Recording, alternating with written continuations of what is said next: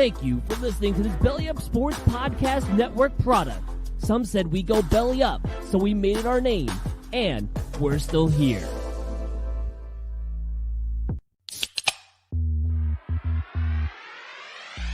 Call yourselves Title Town? Are you kidding me? That's fraud. It feels like a gray area. Spoiler alert, Canada. Cup's coming back to the US of A. There's way too much negative stigma attached to strippers. I hate you guys so much. My dog just shit his ass. Hey, everybody. It is Wednesday night. That means it is time for another edition of Craft Brewed Sports. I am Mike. With me, as always, is Scott. Scott, how you feeling tonight, man? Feeling great, feeling good. How are you? I am terrific, man. I also can't wait for the sun to go down so that your green screen gets in check there because you're I might have to put the lights down a little bit because, the sun is really killing my effing vibe with the light, man. Good God. Summertime problems right there, man. Seriously. See right through my shirt. That's awesome. Yeah. Professional show we're doing here. I love technology, baby. Love it. Mookie hanging out as always. Mookie, how you feeling, bro? Dude, I'm burning up over here. I'm dying. It is hot as a mofo. Our AC went out days ago, so we're just out here barely clothed until the service techs can get to us. So, repping my boy Keith Jackson from back in the day. What up? 05, what it is. Just hoping to get through a couple days till we can relocate for the long weekend to someone who has AC. So if you're willing to put up, 2 adults, 2 animals, and just let us, get a little slice of that air conditioning and just get at me. All right. All right, man. You do look very moist right now. You're looking very moist. Dude, it's bad. It's bad. It's there when you go to bed. It's there when you wake up. That you're swimming to go, just downstairs. That Cincinnati humidity. It's terrible. Gotta love it. Matt Barr is saying until Mookie puts on sleeves, he revokes his let's fucking go. So I will put on sleeves when you come fix my shit. That's a fair trade-off. That's straightforward. I dig it. Also here tonight, Aiden, as always, the intern Aiden. Aiden, how you doing, man? Well, I actually have air conditioning, so I'd say I'm doing pretty good. Yep. Doing better than Mookie. Exactly. That's all I can say. That's all it needs to be. Good seeing you, man. We got an awesome show for everybody tonight. We're going to talk. Scottie Pippen has been going crazy lately. Scottie Pippen is out of his mind. So we got to grill up some Scottie Pippen hot takes. We're gonna get those on the barbecue. Scott's already excited for that. I hear you. God, dude. He's just. Scottie is out there, dude. He is out there. What the hell? Is he on something right now? Apparently a lot of bourbon. That's what he's on. Oh, my God. So we'll talk Scottie. I don't get it. We'll get into all that. We got some NBA playoff updates. There's a rivalry brewing in Dallas. Luka and Kristaps are white on white crime, baby. Race car. Did you just pull the race card on yourself? Can you do that? Is that allowed? I believe I can. He just did, and you know what? You're right. He just did. Race card. There you go, man. First one of the night. Make it official. We're saying that a lot tonight. Also, we're going to talk Stanley Cup playoffs. The finals are here. We're going to have Scott break it all down, give us a Stanley Cup. Sure. And then, isn't it tonight? Aren't they playing tonight? Game 2 is right now, right? Yeah. Yep. Nope. Just drop the puck there in Tampa Bay. Or I'm sorry, right. Tampa Bay. Tampa Bay? No, all right. Calling it that? Mookie, you tune in. Please don't ever say that again. You tune in. You keep us updated. Tampa Bay? What's going on. Also, we got MF of the week. We're going to do motherfucker of the week later on. So let's get into all of that. First, we'll talk about these beers that we're drinking. Scott, what do you got in your mug this week? Oh, by the way, just in case. So here's, before I forget, the trailer dropped this week for the new Sopranos prequel movie, The Many Saints of Newark. So that dropped yesterday. So we were doing a rating scale this week on the Sopranos scale. And we're going to go from Anthony Jr. all the way up to Tony. So, Scott, what's in your mug and rate it on the Sopranos scale? Well, tonight I'm drinking a very special brew out of our friends from 50 West here. My good buddy, Chris Cooper, who's a friend of the show, been on the show. gave me a brew that he had a hand in making called Thug Passion. And this is a 7.7% ABV sour. And it is amazing so far. It's a lactose yeast-based blend with Chardonnay and Pinot Noir grape juice and passion fruit. And obviously, they got the name Thug Passion from the drink that Tupac made popular way back in the day, which is Alizé and fucking Chardonnay. And so they went and took this and they did to mimic the flavors. They mixed the champagne flavoring and everything together. They layered the taste, and it's amazing so far. Right out of the gates, I'm gonna say that. Let's see. I'm gonna go with Tony in the first season. This is Tony in the first season. Early Tony. Okay. Yes, this is early Tony. So he hasn't hit his full-on stride, but we're talking about a 9 right out of the gates. Because that's how good early Tony. This is Tony when he was worried about his ducks. Those ducks. When he built the little bridge for the ducks to get out. Hell yes, the ducks. Classic. I respect the duck game. What do you got? That's important. I'm over here drinking something out of Telluride, Colorado. Actually, pretty excited about it. Good place. Yeah, Telluride, good place.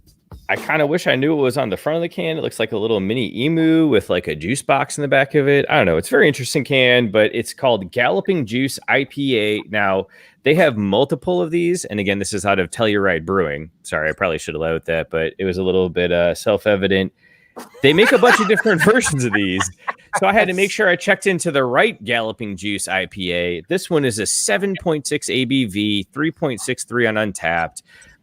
Really solid out the gate. A lot of flavors going on. Very aromatic. Really enjoy it. So I'm going to go with it's the original Italian grinder, because that was one of the biggest mainstays in all of Sopranos, right? They were always, in the sub shop, get some meats on a hoagie bun. I really in their expected tracksuits. Make sure in their tracksuits. I was really expecting one of you to interrupt me by that point, so like I had run out of vamping.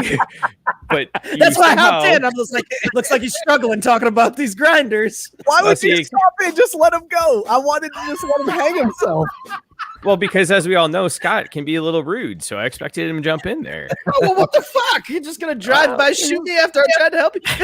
That's straight Sopranos style, you son of a bitch. Yeah, it is what it is, man. But yeah, it's that Italian grinder, ham, salami, pepperoni.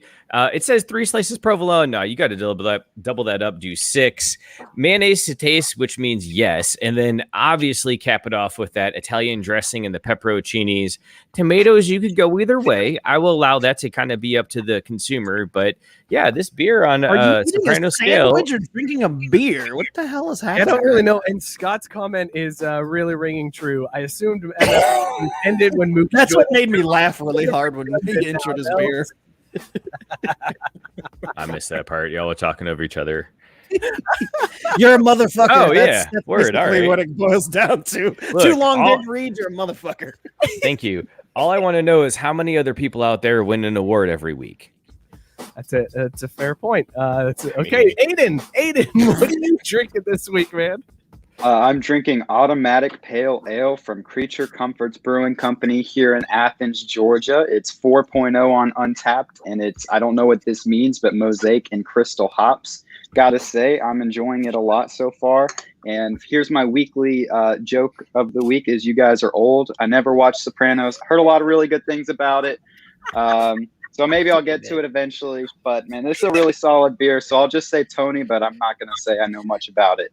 All right. One of these weeks, we're going to let Aiden do the scale on some like new age shit that we don't know. So they can be like, look at you young bastard. and what that'll probably be top scale. If you had the choice, what would you put the scale at this week? You can't put me on the spot like that. I haven't been thinking about it. You called us old. You're on the spot. All right, no. Check it out at the end of the show. At the end of the show, when we come back around to rate the beers, you got to have a rating scale by then. All right, that's a plan. I'll be thinking about it the entire show. And it's got to show well enough how young your ass is with your second half of 99 born self. Oh, man. I'll see what I can do. I won't let you down. A lot of pressure. It's gonna be It rated on is. the Drake and Josh scale or some shit like that. Oh, that would be good. Hyperbole scale. That's what we're gonna be looking at. Matt Barr was chiming in. Well, he's saying he's drinking Evil Geniuses. There's no crying in baseball. What a great name for a beer. He said he didn't watch Sopranos. Apparently, Matt Barr is a young buck too. Although he is giving it a bunk on the Wire scale, so that's a good beer. Bunk's a solid choice. So I'd put that one up there as well. Then Biscuit drinking a Coke Zero at work. It's a day shift answer. Bada bing. Yeah, that's fantastic. This week I'm drinking Coastal Companion from Woods Boss Brewing in Denver, Colorado. 6.2% ABV, 3.78 caps on Untapped. This is a solid Meadow, and not like young Meadow. I'm talking like once she gets to college and it's okay to not be creepy looking at Meadow. Like college age Meadow, that's where this one is. Solid, definitely one that. Not knowing how to parallel park Meadow? Yep, that one. Oh my goodness! See, right there. That's your in. Listen, I can show you how to parallel park. Yeah. Do you understand that reference, Mookie, or you just bullshitting? Bullshit. Nope, I'm looking something up. Okay, cool. All right, yeah, no, never mind. I'm good. I found But what I found. I love this scale. Only half the show knows what the hell anything means. Yep. Look, Mookie went on a 20-minute soliloquy about fucking grinders and how he I did a what? A soliloquy? You heard me. A soliloquy. You hit it the second time, attaboy. Yes.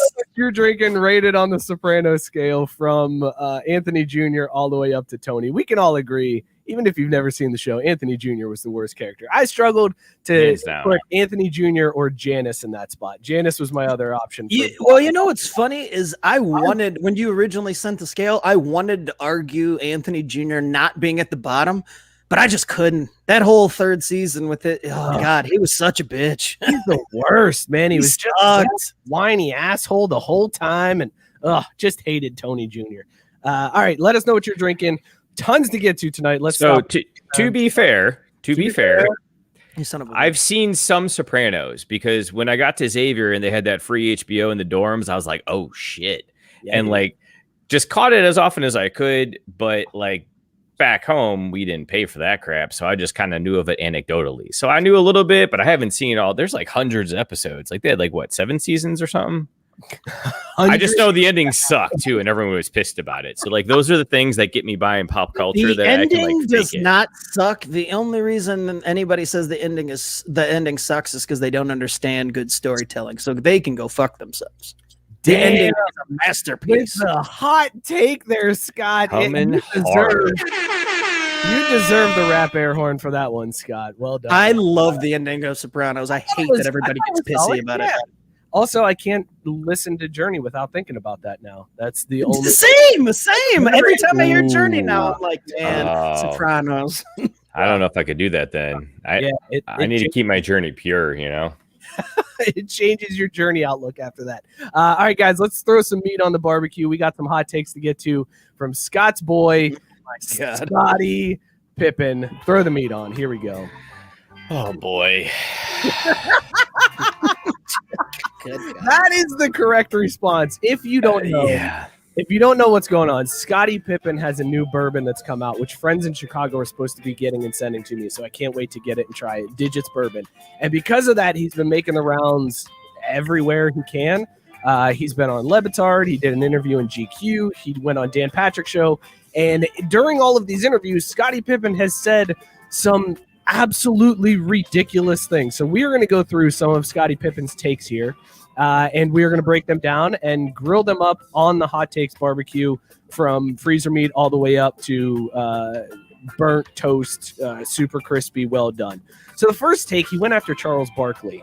Oh my goodness. In this one, apparently back when Pippen was leaving the Rockets, he called Charles Barkley fat. Charles Barkley said that if he ever called him fat again, that Barkley would get arrested because he would kill Pippen. And Pippen said, quote, "I'll tell you what, he only got arrested for throwing some little white guys out of a window. I ain't never seen him fight a black man unless there were referees around. He plays his role like he's tough. I don't know nobody he done whooped. Go back and check his record." Harsh words right there from Pippen on Sir Charles. Scott, what do you make of this hot take? How hot is this take from?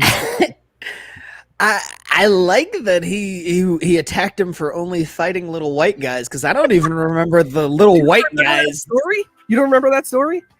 I mean, I remember vaguely, but like, is that what we're pinning on him? Is like his most famous fighting moment? Barkley got arrested because he threw a dude through a window at a bar. Like, and it was after the cops had already taken it. Like the cops had separated him, and Barkley grabbed the guy away from the cops and threw him through the window. Yeah, I mean, of all the takes Scottie had this week, this one was the least bourbon induced. So I'm gonna say that this is, medium rare. This is a medium rare take. Like it's just like, he might actually be right on this one. Chuck does seem like one of those fake tough guys. He seems like one of those guys that's like, I'm a big dude, so I can throw my bully weight everybody. Yep, and you're just gonna be afraid of me because I'm big. Drew, what do you think? And where's this rate on the hot take scale? So first of all, you said you had friends in Chicago sending you some of that bourbon, right? Yes, sir. Can they also send us some Gibson steaks, perchance? Maybe. I don't know. Maybe just throw it out there. Just float okay. it out Yeah, there. sure. Okay. Yeah. Float it. I don't even know. What's there to say about this? Like Pippen, I get it. Like he went hard. He shot his shot. I got to give him credit for that. But like, why, dude? Like, really? Like, you want to bucket Chuck right now? You might as well make that a hashtag, bucket Chuck. You just get fucking shut down. Like, do you see him out there just earning, just winning? And what are you doing? Making fucking bourbon? Like, come on, man. This is not a good look. Like, it's going to get his names in the headline. But like, at the end of the day, is his bourbon any good? That's what he should be focused on. And I think he's trying to make up for the fact that he knows his bourbon shit by going out there and running his mouth. We'll find out about that. Aiden, what do you think of this hot take from Scottie Pippen? It really doesn't feel that hot to me, kind of like what you guys were saying. I mean, Chuck just seems like a grumpy guy that's actually really nice. So I don't know. I wouldn't be scared of Charles Barkley. And did he really get mad? He is a grumpy guy who's nice, though, to be clear. But did he really get mad at Scottie for calling him fat? I mean, one of his nicknames was the round mound of rebound. Like, I mean, Chuck, you were fat. Like, you should have just been like, Scottie, you got me. I mean, I struggle with my weight. Like, No, but that's exactly what it is. That's probably why like Chuck is so pissed about it. He's like, look, dude, Michael dogged you. I'm sorry. Like, I had nothing to do with that. Like, why are you taking out your anger on me? Like, this is clearly misdirected anger, because we all know who Pippen's actually pissed at. The guy that put him in his place. Damn. All right. Well, we'll get to that in 1 second. Dan saying that Scottie probably ain't wrong on Chuck with the shrug emoji. Cheese Matt Jackson. Barr saying Chuck fighting is just Chuck after he lost his powers in space. Chuck, everybody knows that Chuck's superpower is his golf swing. Come on. Oh my dude, he got that fixed apparently. Have you seen him lately? Yeah, I have, but it's still like, I mean, fixed. It doesn't look as ridiculous as it once did, but it's still not great. not terrible. I mean, but it's different. Like Scott, you could show that previous swing to anyone, they'd be like, yeah, that doesn't look right. But his new one, you show it to them, they're like, what are you talking about? Like, that's a golf swing, right? I mean, it at least mimics a golf swing like enough. It's like Tim Tebow throwing. He doesn't a football. pause at the top and like adjust his wrists anymore. Like that was Tim my Tebow favorite throwing part. a football for any team was still Tim Tebow throwing a football. Like it's just you can put some shine on it, but it's still going to be the same results. So over under Scottie's take is terrible, which is well done, Biscuit. That is that is nice. Line. Proud of you for that one. I can approve of that one. I like that. Sorry, Drew, you had one more thing you wanted to add on that one? Nope. Okay. Pass. Yeah. That's one I got misdirected. During the Dan Patrick show. Dan Patrick had asked Scottie what he thought about Michael Jordan leaving to play baseball in the middle of their heyday. And this is what Scottie had to say about Jordan leaving to play baseball. He said, quote, "Yeah, it was a big decision, but it was a selfish decision because it was kind of who Michael Jordan was. That was a guy who believed he could do anything on his own." There's a lot to take out of this one. Like on the surface, it's like, well, yeah, of course, Michael Jordan just thought he could do everything on his own because he's Michael Jordan. He's the greatest athlete that most of us have seen, most dominant basketball player to ever grace the court. But this one, like, clearly is a shot at Jordan where Pippen, if you read between the lines here, Pippen is saying, Jordan ain't shit without me. He said he believed he could do anything on his own, and this is where I feel like Scottie's starting to get into that. No, you needed me, Jordan. You needed me. I needed you, but you needed me. Am I reading too far into this one, Scott? This is like the freezer. This is the coldest take you could ever see because everything he said was absolutely fucking true. And if I'm Jordan, I'm like, man, you're still really bitter about The Last Dance, huh? Because this just comes off like, I got shit on in that, and so I'm gonna take my shot here. And if I'm Jordan, I'm like, yeah, I'm absolutely every one of those things that you said, and I don't know anybody's shit. I could go play baseball. I could go, I could do whatever the fuck I want because, I mean, it's his damn career. Like, I mean, was it selfish? Does it matter? Like, I mean, if he wanted to play baseball and that was a lifelong dream, like, he did it. Like, but he came back. I mean, I don't know. It's not like he owed anybody anything. So it's like, great. Congratulations on nailing Jordan, but I don't think he's losing sleep over it. It's like, yeah, that's pretty accurate, Scottie. Thanks. Like, this is back-to-back takes where it's like, yeah, Scottie, you're probably right. So, but well, that's what I'm saying. Like, there's layers to this one because on the surface, it's 100% like just on the nose. But do you think there's something else to this? Where Scottie no. This is totally just Scottie getting back at him for The Last Dance. That's it. Because he's bitter about how he was portrayed in The Last Dance as being selfish. Because that's the exact word that Jordan used for Scottie. As far as and like it's the exact same thing. This is totally just him trying to get back at him and sell some bourbon. I mean, I need Scottie to call the bourbon I went broke because I bought a boat bourbon. Like that is the bourbon that would push, all the sales. It's like let's talk about that, Scottie. Let's talk about how you went bankrupt. All right, so let's get back to serious talk here because this is a sports show and we stick to sports here, Scott. We don't need any of that kind of haymaker throwing type stuff.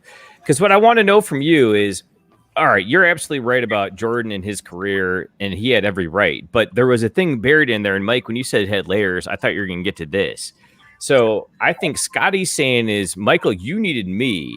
Michael's saying, I didn't need anybody. But would you agree that Michael needed someone? Maybe not Pippen, but he at least needed someone else, but Michael would never admit it, and that's maybe what Scottie was saying? I mean, it's pretty clear that Michael needed someone because at the beginning of his career, he didn't win shit until Pippen got drafted. So right, but does Michael actually believe that like Pippen and them are the ones that pushed him over? He's like, no, it just took me 4 years to figure it out, and then I did it all.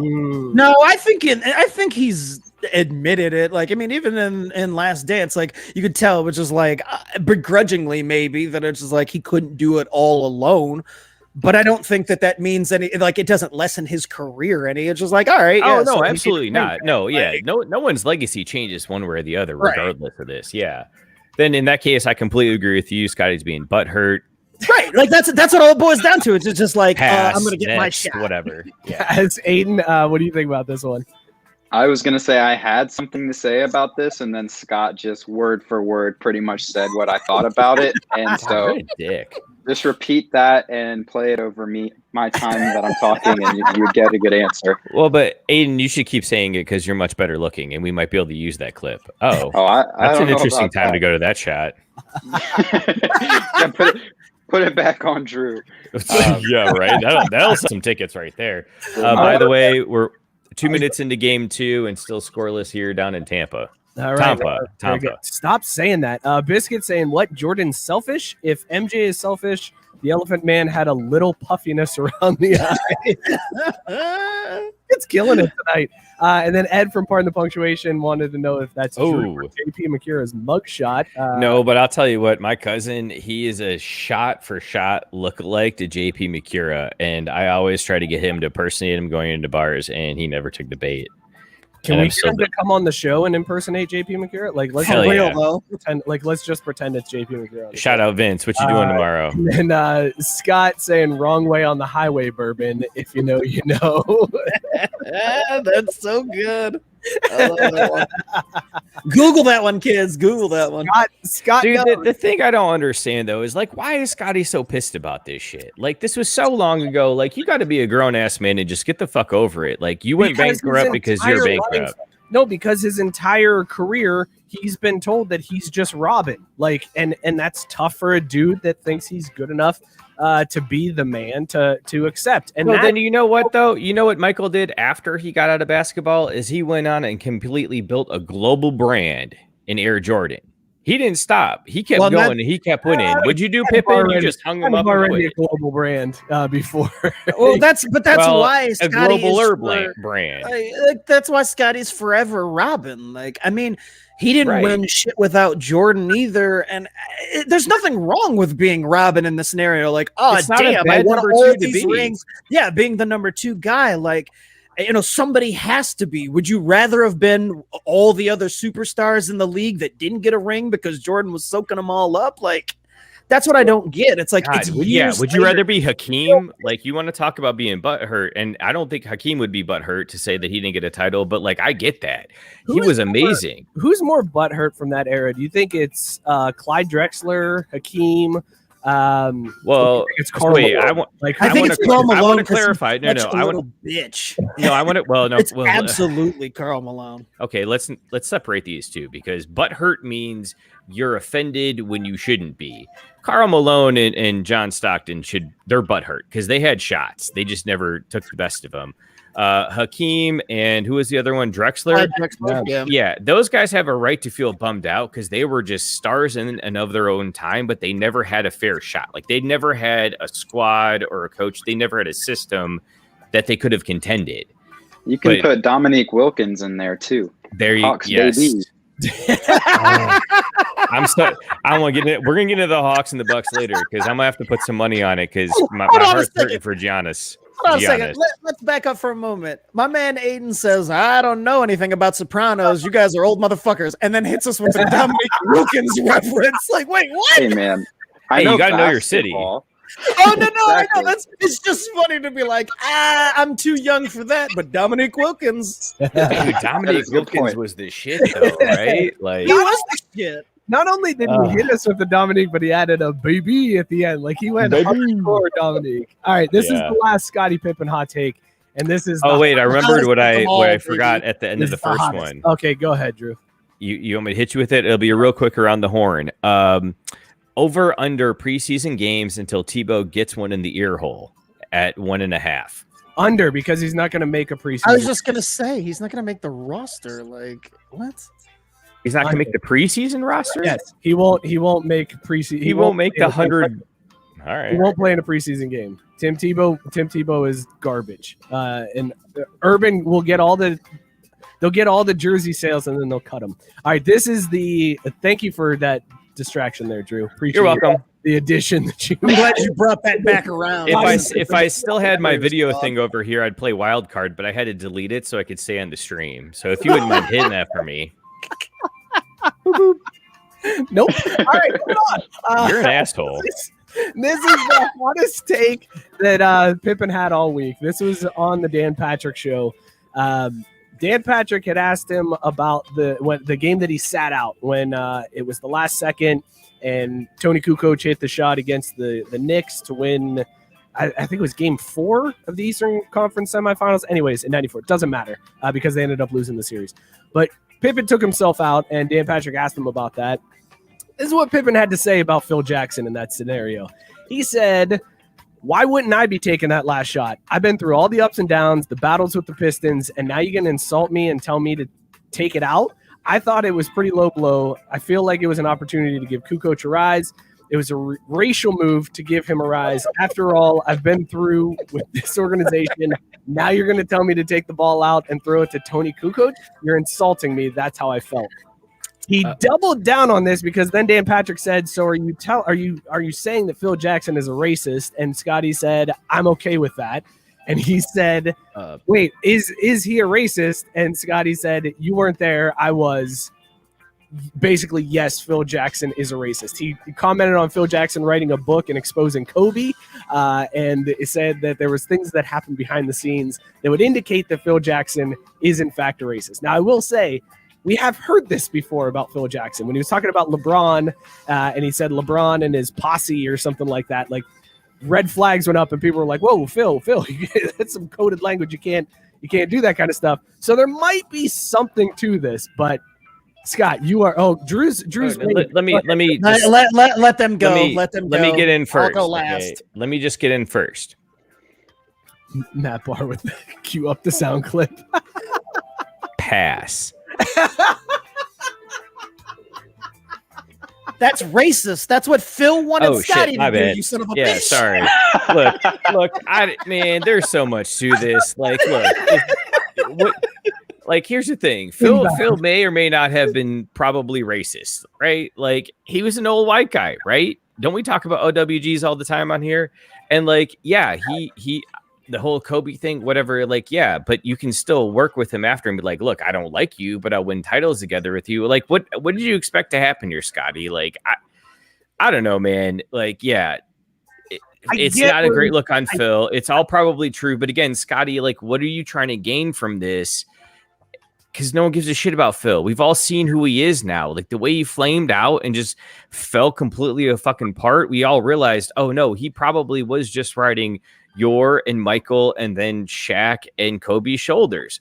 Like, he knew enough to get by, but he couldn't build a franchise. You're right. And everyone looks on Phil a lot differently than they did in the Jordan era, right? That is a hot take, Drew, because a lot of people have the take that Phil Jackson is one of the only people who can manage those superstars, whereas other coaches can't deal with the egos. Well, no, but that's probably a part of it. And like, the reason, like, look, he left, he wrote a book about Kobe. Kobe read the book, or at least had, like, he knew about it in a sense, yet still chose to work with him. And so there's a part of that where you're like, look, everyone knew what was up, cards on the table. Like, there's people that we've all worked with before that were like, yeah, you're a fucking douchebag, but like, my job is to work with you and we'll do it to get it done. Because when I win the title, I can walk away and be like, yeah, I did in spite of that guy. Like, what are you doing, Scottie? Aiden, what do you feel about this hot take? Pass. No, I already tried that. You're not allowed. Yeah, you're right. Apparently, that's a rule or something. Have you guys ever seen Monsters, Inc. and the Yes. running joke where Mike Wazowski always gets blocked whenever, like, he could be on, like, TV or something? I feel like that's me when I'm in this little box in the left corner and I've got all the social media in front of me. And there it is. I got you, bro. I got you. And then, anytime a comment happens as well, it just, like, I see you three and I'm just completely blocked. That's the hottest take of this segment. I hope that was good for you guys. It's calling out the production values of the show. I mean, yeah, why are you burying him in the corner, Mike? You should be on top of this. There you go, man. Wait a minute. Is Mike racist because he's micromanaging? Yes. Because he always covers up Aiden? Man. No, I It's gone. he covers up all of it. He covers Well, now us I'm on the bottom. You know that's fucking racist. I covers us non-red-haired people. Now you're covered. It is. Here, no, I'm going to cover Drew up. Scott, we can see you, but Drew's covered. Go ahead, Scott. I get it. Cover this luscious dark black hair over here. Cover it up there. Scott, what do you got on this hot take? I mean, this Beneath is the social hottest. medias. This might be the hottest take of the last 20 years by any athlete. Because this is fucking ludicrous. Like, I can't, this doesn't track in the fucking least. And again, it all goes back to Scottie just being bitter as fuck about shit that happened forever ago. Like, he should really get over this shit. I mean, okay, so the LeBron thing happened, but that's just OWGs using language that when they were, that was just a thing. Like, I don't even think that he meant. You think he just heard a word and was like, yeah, like, he was just like, He's whatever so word old. pops into my head. Like, it wasn't even Phil giving it any more thought than that. And yeah, he sucks dick as a fucking team builder. We saw that with the Knicks. But this man played in the NBA. He coached for years in a predominantly black league, and you're trying to tell me that he's racist? Like, come on, Scottie. Like, that might be the dumbest thing he's ever said. Scottie, Hold on. This is for you. Race card. Earned it. You have earned it, my friend. Because you pulled that card hard right there. It is this is a bad take, but it's hot in that regard. Like, it's a very hot take because you're like, if somebody walked up to you, like not Scottie Pippen, just anybody, and was like, "Hey, I got a hot take for you. I think Phil Jackson's a fucking racist." You'd be like, "God damn, what the fuck was that?" Like, based on what? You'd be like, "I need to hear this. You might have compelling evidence." And then you hear Scotty's reasons, and they're like, "Oh, the bitter ex-fucking girlfriend who, didn't get the ring she wanted." Like, get the fuck out of here, Scotty. I love you. Get the fuck out of here. Take your bourbon, take your empty bank account, and your crazy ass ex-wife who's banged everybody in the NBA today, then, and forever, and get the fuck out of here. Yes, brother. Preach. I got so much I want to say on that, but you just nailed this guy. This scenario in your head that somebody just walks up to you on the street and is like, "Hey man, I think Phil Jackson's racist." And you're like, "What the fuck did you just say?" Oh shit! See, now that's what I was thinking about. I actually need to get a chair and I need to listen, because this man must have real good points. Like, because nobody would say anything like reckless like that. Like, it's not like. I think Donald Trump is, a world saver, a world healer. Like, you'd be like, "Huh, excuse me? So how did you come to that conclusion?" Like, but please explain to me that. This is I was going to say, but Mike, this is what I get so excited about that is that I wish, and this is where I wish we had a lot more fans, because I just envision a world where Scott's going about his life, but now, like every third day or something, someone comes up to him and is like, "Scott, got a hot take for you," and they hit him with that, and Scott's like, "Shit, well, I do have to sit down now and I gotta listen to this bullshit." I said it on air, and god damn it if they didn't come hard. But guys, I got one more thing for you. I got to hit him on this though. I've got a hot take for you, maybe, Scott. Okay. So you said he's not a team builder like he was with the Knicks. Like, that clearly was a failure. So yeah. Do you think behind closed doors, when it's like Carmelo, Kobe, Shaq, Michael, Scotty, Melo's looking at him, he's like, "Man, motherfucker, why not me? Like, why couldn't he get me a title? Like, he built one around y'all. Why couldn't he build one around me?" No, I think Carmelo sealed his fate when he was like, "Hey, look, it's me and Lala in New York, and I'm making a boatload of cash because James Dolan is a fucking idiot. I don't care." Like, I mean, he left Denver and was like, "It's all about the money. Don't give a shit." So if he's asking, I would tell him, "Carmelo, you did that to yourself, sir. You did that to yourself." Still has 2 gold medals though, right? I think. Yeah, 2? no, I mean, that's great. I think he's got 2.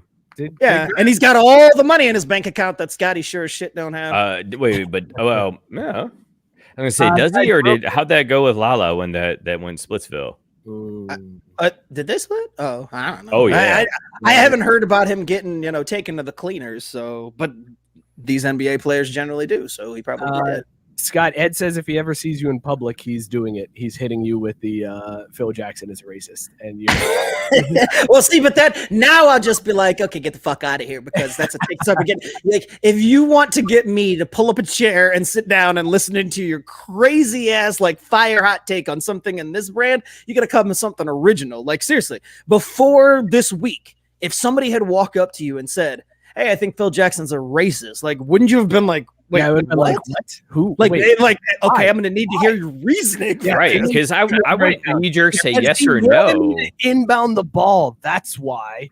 Right, like it would have been different if when he was the the king of New York, when he was sitting there and all of a sudden it's just like, Phil's trying something weird. They got a floor full of white guys. Like there's only a couple of black guys at the end of the bench. Like, I think there might be something up here, but like nothing has ever happened in Phil Jackson's career. Like, you take this one incident that only Scotty thinks is a racially motivated thing out, and you're like, where is it? Like, where would there be an instance that you could point to and say, maybe he's racist? Like, I'm not counting posse, because so Scott, it's like the least offensive thing black people have been called in the last 50 years.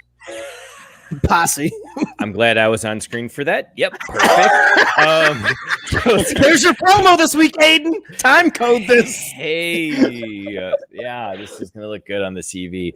So, Scott, what I really want to get down to the heart of it is, Drew, Was that the right call? Blending into the background too. That's the amazing. I know, man. I'm so white. It is what it is. Like, Scott, was having Pippen inbound the ball to Kukoc the right play design though in the situation?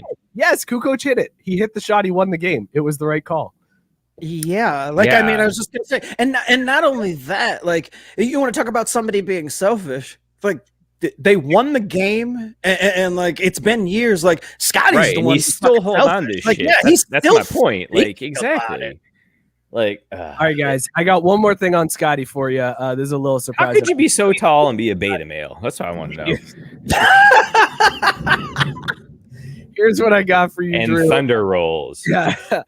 Drew and Scott and Aiden, I put this one together for you because with Scottie making these rounds, man, he just looks rougher and rougher every single interview. So I want to know who wore it better, Scottie or Jobu from Major League? That's easy answer, Jobu. Jobu. Yeah. Dude got people doubles and triples, man. Like, what Scottie got? Nasty ass bourbon? Just by the simple fact, I'm like I got tears. I'm wiping away tears. It's not sweat. Falling out of camera. I mixed it up this week. Why is he so bony, man? Like, why is his shoulder so bony? Here's the funniest part is that Jobu wins because he kept his fucking mouth shut. Like Scottie could have won better if he was just quiet. Like GD. His press circuit should have just been this week, just like I'm here. Like I'm not gonna say anything. Like buy my bourbon if you like bourbon. That's all I got for you. Speaking of that, I'm really interested in this bourbon because look at this. Why is it like red? It's Bull's red. It looks so weird. I've got to try this just to try to figure out. No, I don't want any anymore. And if those people send it to you, I don't want their steaks either because it's probably going to contaminate it. I am guessing he mixed something in there. I'm guessing he's not drinking that. No, do you see that bottle? Look at that shit. That's not bourbon colored. I'll tell you what's in it based off. That's like bourbon color with a pint of blood in it, man. Based off his press circuit, it's piss and vinegar for Christ's sake. Like, it's like I don't want to drink that. Bitter as shit like me. I mean, we do like bitter on this show. We do like bitter. All right, let's since we're talking basketball, let's keep it up. Let's talk a little bit more. Boom shakalaka! Did you guys see the Luka? Talk about soccer. Yes. Shut up, Drew. Not yet. That's later in the show. Check the rundown. Did you hear about Luka and Porzingis and the feud that's happening in Dallas? Have you guys read about this one yet? Yes, don't I did because I actually thought about putting this on the show, I think last week or the week before, where it's like Porzingis is basically just being a Scottie Pippen. It's like, Luka, who's way better than me, is getting all the shine and taking all the shots, and I'm good too. But it's like, hey, Porzingis, you've never won anything. Shut the fuck up, and maybe you'll accidentally win something with Luka leading the way. All right, listen, I feel like I got to chime in here because this is my area of expertise, okay? Two white dudes, go on. Hasty ass Eastern European guys. That's me, man. I got that locked down. I know you're not going to call me that and fucking misspeak. Europeans. I love those Europeans. Oh, I love them. I love them all. But seriously, Christoph, what the fuck are you doing? What's his name? Christoph Porzingis. Christoph. Try again. I was going to say try again. Love those Europeans, and I love the Europeans. Just don't know how to pronounce the names. I mean, should we have Kristaps Porzingis? What did I say? I had that. I think I just came up with our next game. So Mookie has to pronounce NBA players' names. All the white NBA players. No. All the black ones, because that's where to get them real fucked up. Like, apparently, he doesn't know the white dude's name. Are you kidding me? Do you? I would like to see. We would cap it, right? Like, there's too many players. Drew did say Giannis earlier today. Yeah, and none of you picked up on it. Like, I threw that one out there as like a softball. I just hadn't drank enough to bury you on it yet. But when you said Christoph, I had to jump on that one. But did you see Kristaps? Okay. Did you see where this split has happened even further? Apparently, during the playoffs, Porzingis went out to a strip club and Luka got pissed off that he broke protocols to go to a strip club during the playoffs. So now I'm Team Porzingis. Like, if you're going to be the dude that's going on hitting up strip clubs during the playoffs, you're my dude, not you, Luka. You're going to whine about it. If you hadn't honed in on my mispronunciation of like the seventh character of this dude's name that doesn't matter because he's already gotten traded once as a lottery pick and basically done nothing, I would have told you right away, Luka is the winning side here because he is the one that is going to take you to a title. You can build a team around him. Kristoff is just another tall white dude from Eastern Europe. No, his name is Kristoff. Until he wins some shit, his name is Kristoff. What do you do in New York? Nothing besides blow a meniscus. Congratulations. Like, wait, actually, I was like, average a double-double. Isn't it ironic? Isn't it ironic that this goes back to Phil because Phil was there. I mean, right? Like it ties it all Porzingis in. Was, you know what? Guy. No, he probably. Wait a minute. He was building around a white guy. Racism confirmed. No, because what he did is he scored. Alex Jones and Tim Allen. I am offended. I am seriously offended with that. Do you just mean the paleness of my skin or my personality? Because that's a hot take right there, Tank. That's gonna get scratched up on the street. To be fair, Tim Allen was kind of a role model when I was growing up in Michigan, so that's not my fault. Okay, let's talk about Stephen A. Oh no, I didn't say it was for good reasons, but he was whoa. That's pure Michigan. You want to talk about home improvement? The buzz right past that one, Drew. We're gonna keep on rolling. Did I miss something about Tim Allen? I did. Oh, fuck. I mean, I know he did coke. That's the greatest face I've ever seen Mike make on the show. Like, did you miss something on Tim Allen? Yeah, quite a few things. Missed a few. Might want to hit up the old Google. Say, Wikipedia is your friend. Damn it, Tim, you motherfucker. Hey, and I loved Home Improvement growing up, but it's one of those things where I gotta disconnect the man from the show because now that I know, thank you very much. Like, why wasn't there like an announcement or something? God damn it, dude. Like, all of fucking Michigan was like, he was our spokesperson. I think he was the spokesperson. He still is. He still is. Yes, what the fuck? Why?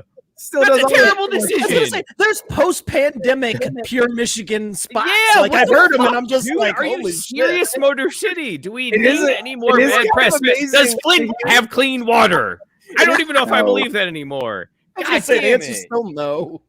It is amazing to hear that voice be like, now that we're opening back up, pure Michigan. I'm like, whoa, this is awkward. Awkward. Anyways, Stephen A says that the Clippers should move on from Kawhi. Hot take from Stephen A on that one. Aiden, you're looking around the room with a nervous look.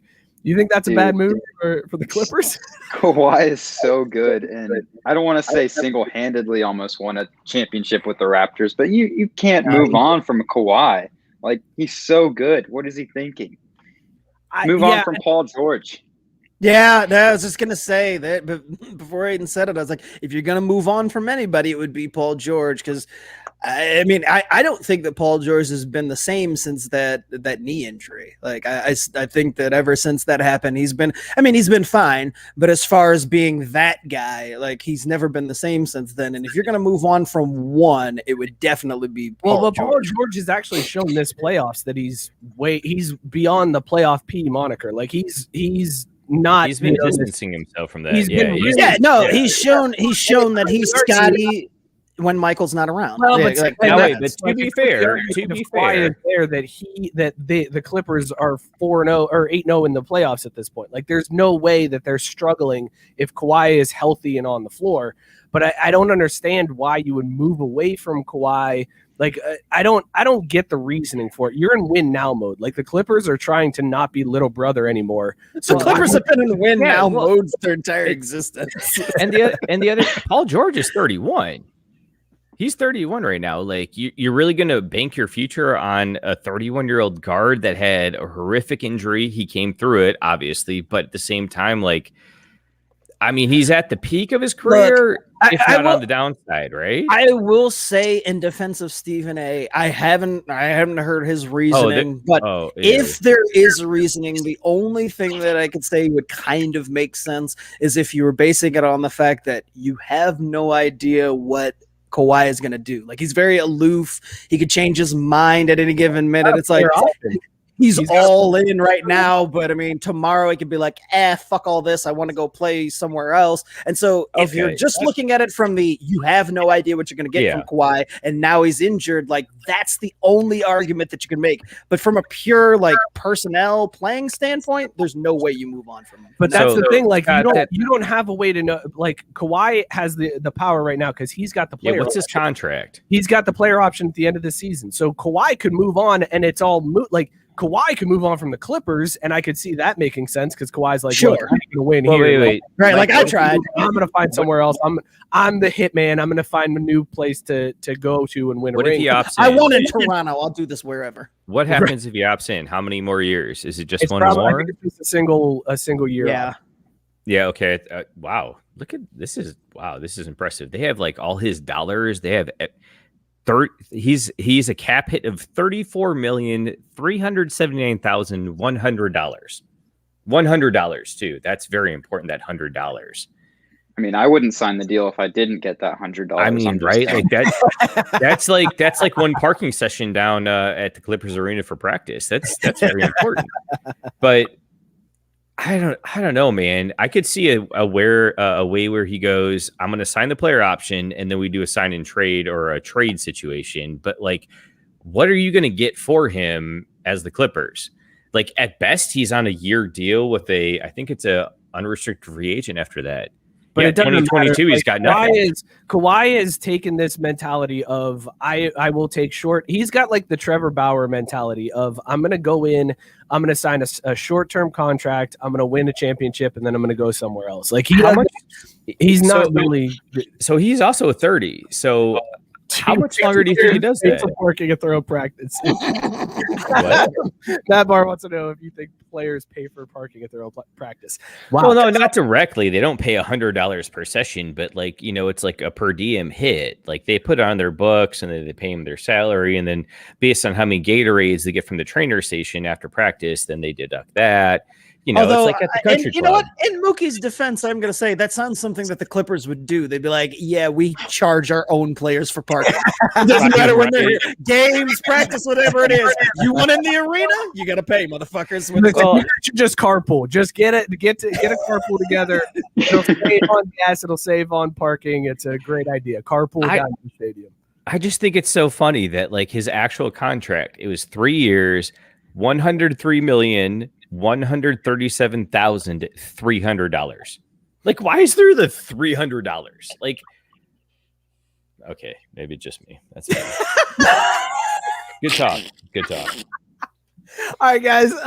I wanted to talk about Dame. Sorry, Drew. I didn't expect to get that deep into Kawhi's contract down to the penny there. Me neither, but Google puts it right there for you, so why not look at it? I wanted to talk about Dame. Dame is reportedly unhappy out there in Portland. This is a dude that we've said on the show before is like, he's a superstar, but nobody knows who he is because he's out on the West Coast. He's playing for Portland. He's not ever winning anything, so he doesn't get the recognition that he deserves. But this summer, he's competing in the Olympics, and this is where the magic happens, everybody. Because there's going to be all the colluding. Yes, this is colluding season, baby. This is where teams are formed. Exactly. This is when the last Olympics was when Kyrie and KD made the plan to come together.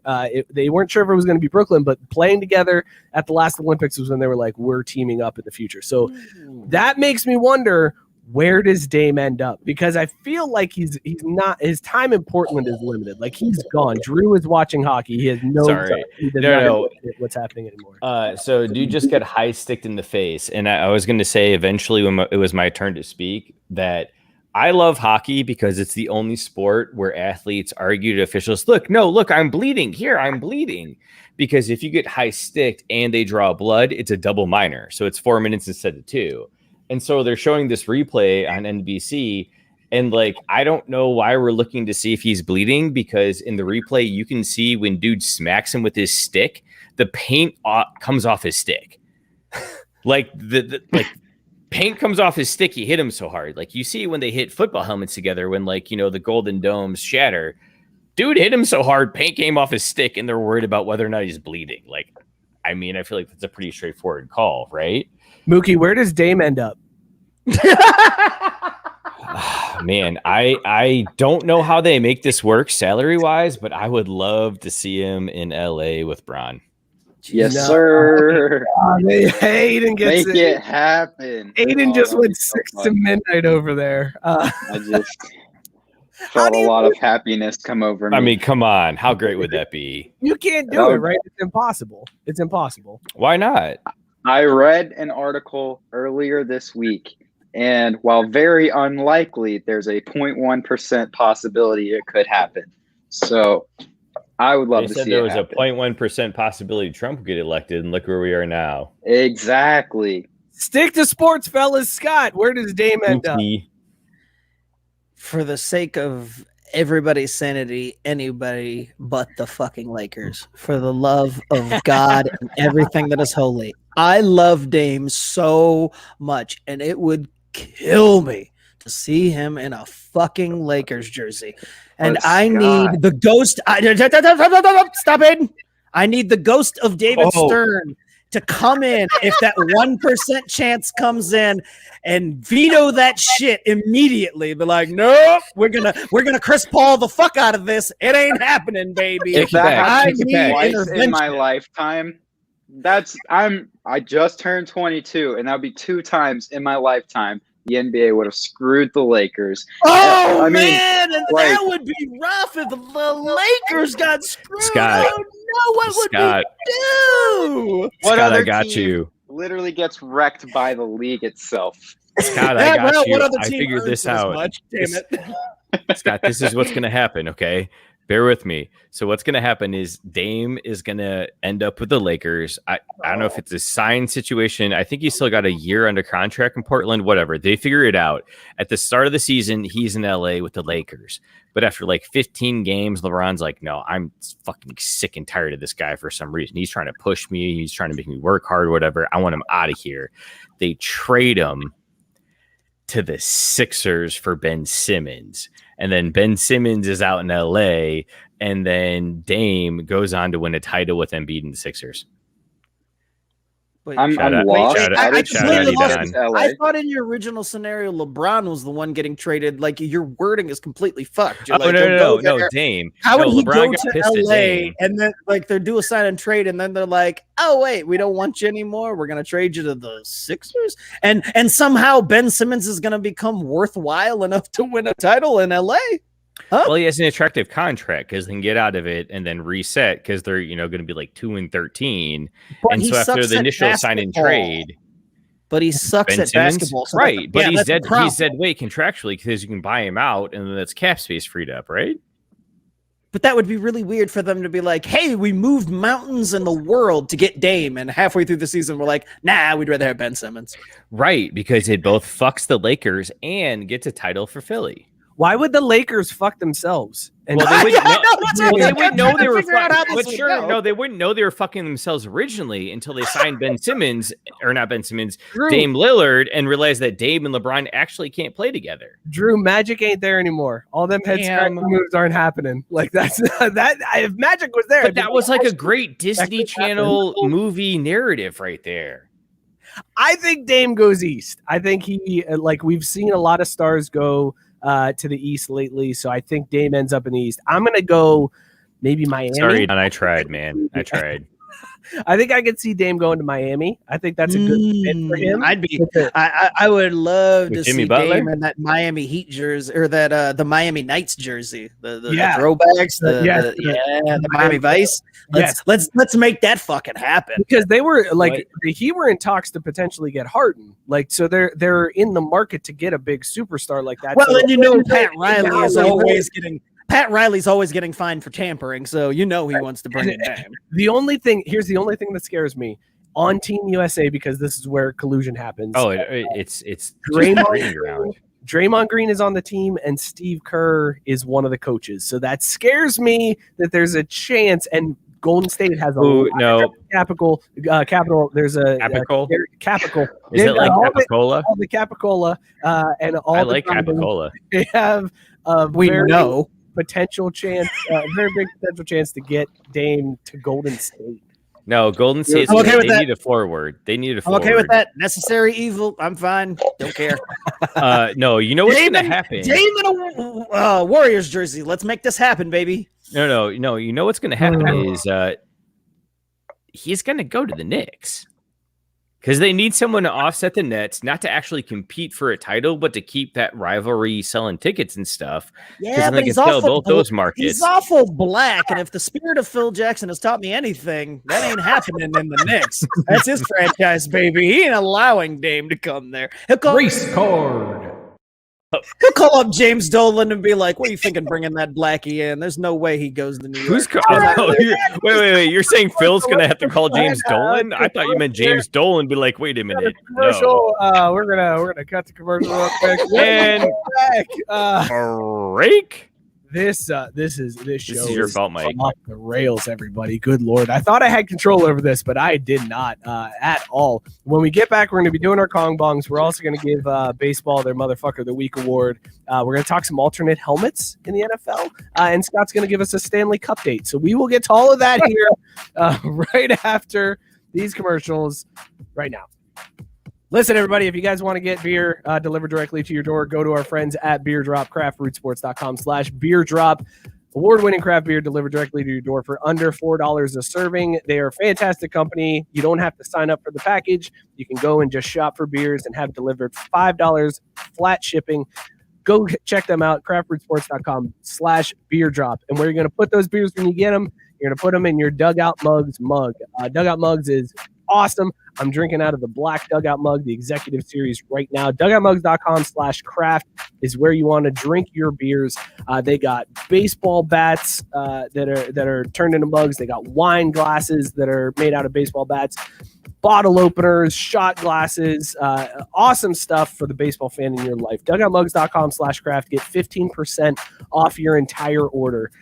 And after all that drinking, you're going to need a way to wake up early in the morning. And that's where our friends at More Labs will help you out. Just one bottle of morning recovery after you're done drinking for the night is going to help you wake up feeling fresh. craftbrewsports.com/hangover is where you can go. Go check them out. You can get 20% off your order. craftbrewsports.com/hangover. More Labs has saved me on several occasions, so be sure to help them out. craftbrewsports.com/hangover. I can't find the sellout drop, guys. There it is. Sell out. All right, fellas. Let's get into baseball. Scott's not back yet. Dang. All right, we'll get. Oh, here he comes. All right, perfect timing, Scott. It is time to do a little baseball, and we're going to play the greatest drop in show history. So before we do that, baseball time. Here's the pitch. Oh shit. Never gets old. I love it so much. It is one of my favorites. Now I'm trying to find the drop. Scott, do you have the drop on your side? For which one? I'm just kidding, man. I got it over here. I was gonna say, I was like, what the fuck? Don't put me on the spot like what that. What are we doing? It is time for Motherfucker of the Week. Motherfucker, you.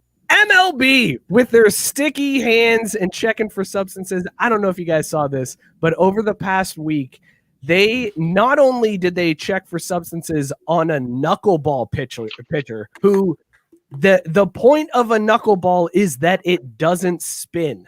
Like you don't want a good spin rate if you're a knuckleball pitcher. They checked a knuckleball pitcher to see if he had sticky substances, but on two different occasions. One of them was in the Phillies game against the Reds. The Reds were blowing out the Phillies. They brought in a position player to pitch an inning, a position player, and they checked the position player and then did it again in the Cubs game. They checked the position player who came in. These MFers are out here checking position players who are brought in to just get through an inning. What the hell are we doing, Scott? Look, I'm gonna give MLB a slight pass because I actually have no problem with them, actually enforcing the rules they have in the book. It's just the implementation here was fucking piss poor. Like, I don't know how you decide that, at the 1/3 mark of the season that we're gonna hammer down on this. This seemed like something that should have been, put in spring training and the off season and figured out so that it wasn't just on the fly. But I don't know if you've seen those spin rate numbers. Those motherfuckers have dropped like flies. And so I'm like, about goddamn time that these cheating ass pitchers are getting caught, especially that son of a bitch up in New York now has a 4.5 run ERA. How y'all liking that signing now that he can't cheat up there for the Yankees, huh? How y'all liking that shit? Are you talking, Cole? I'm talking, Mr. I don't know how I'm gonna pitch. I don't know how I'm gonna answer that question. I think it's amazing that even with all of this, DeGrom is still just nasty and unbeatable. Like, nobody can hit DeGrom even with all this stuff. He's the natural. I mean, he doesn't need any of that kind of crap. Like, are you kidding me? That dude. Well, I mean, it even makes it better that he was the very first person ever. What has his ERA been the last couple of years? Because I know at least in parts of the last 3 seasons, his ERA has been below 1. It is currently below 1. I know it's at exactly, but he's done that for the last 3 years, which is absurd. Doesn't he have more RBIs than runs he's given? Yes. Like, I think that's which is also baller as hell. That's unreal. So MLB, motherfucker of the week. Everybody in agreement on that one? Can we go around the horn? Drew, motherfucker of the week? No, I got a different one. Oh, damn it, Drew. Why you got to be so contrarian? Go ahead. Because the Columbus Crew are the motherfuckers of the week, and next week we're coming for you. Fair enough. Scott, MLB motherfucker of the week. Yes, because when isn't MLB just generally consensus motherfuckers of the week? Like, even in the middle of December at the owners meeting, it'll be like, God damn, these are motherfuckers of the week. Scott, even in the middle of name, image, and likeness, still getting fucked up by the NCAA. MLB is the motherfucker of the week. Wait, why did it? That's what I'm saying. I thought the NCAA passed that. I thought they allowed it. They did. They dragged their feet. They bought it out. They really hesitated instead of owning and be like, well, this is clearly going to happen. Let's get ahead of it and just crush it and then move on to the next thing so we don't murky up, recruiting periods. Matt Barr said DeGrom allowed his ERA to 0.69 because that's what Kings do. Aiden, is MLB your motherfucker of the week? So I'll say yes, but my number 2 might be you, Mike, because I poured this Kong Bong like 3 minutes ago and you haven't showed it. And so I'm just holding it, waiting for you to say something. And so I don't know what to do here. All right, Aiden, now, go ahead. And you rip it, I'll rip right after you. Let's go, because I've been waiting to get it, bro. Go ahead. Aiden, The irony there is I actually might be the motherfucker of the week because I forgot to buy beer for my Kong Bong. So during the break, I'm in the fridge frantically like, where the fuck is all my Bud Light? That's why you were late. Yeah, I'm the motherfucker because I don't have any beer for my Kongs. So, yeah. Scott, you got to plan this shit out. Otherwise, you end up bonging a double IPA, man. Yeah, and that's what I'm not doing. Like, I'm not doing that. Pussy. I gotta work. I gotta work at 2 a.m. Like, I can't. Sounds like a you problem, man. Aiden, It most certainly is. I'm not denying that. Aiden, thank you for nominating me. I will take that honor with grace and humility. If you guys want your own Kong Bong, humility, if you want your own Kong Bong, craftbrewsports.com/beerbong. Go hit them up. Ohio-based company, great product, great customer service. Go support them because they are awesome, and it's really fun to bong beers out of a koozie. All right, let's talk. They're not dishwasher safe. They are not, as Drew has found out, unfortunately. Let's talk some hockey real quick, fellas. But hey, as they say in hockey, let's do that hockey. Let's do that. Scott, this is your nightmare scenario. You have a warm weather team versus a Canadian team. No, my friend. This is just a tick above my nightmare scenario because my nightmare scenario would be two Canadian teams.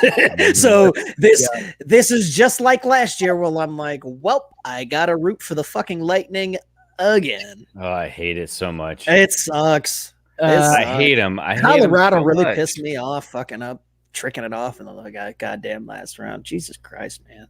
I'm piece of crap. You know what? I think the Knights lost because they didn't wear the gold helmets enough, right, Scott? Is that why they lost that series to the Canadians? Well, that and Lil Jon isn't prominently featured more often.